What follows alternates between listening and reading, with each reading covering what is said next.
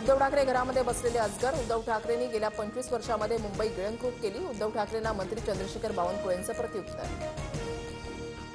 उद्धव ठाकरे आयत्या बिळावरचे नागोबा. आशिष शेलारांची टीका. तर आकडेवारी समोर आणा, सत्य परिस्थिती आम्ही सांगू, शेलारांचा आदित्य ठाकरेंना आव्हान. पंतप्रधान मोदी उद्या मुंबई दौऱ्यावर. इंडिया मेरिटाईम लीडर्स कॉमनवेल्थमध्ये मोदी सहभागी होणार. उद्या संध्याकाळी 4 वाजता मोदी संबोधित करणार असल्याची माहिती. राज्यात कृत्रिम वाळू म्हणजे एम सँडचा वापर करण्याबाबत धोरण निश्चित. एम सँड युनिट मंजुरीचे शासन अधिकार आता जिल्हाधिकाऱ्यांना. बावनकुळेंचे सर्व जिल्हाधिकाऱ्यांना पत्र. सर्वपक्षीय शिष्टमंडळ मुंबई पोलीस आयुक्तांच्या भेटीला. शिष्टमंडळ 1 नोव्हेंबरला निघणाऱ्या मोर्चाबाबत चर्चा करणार.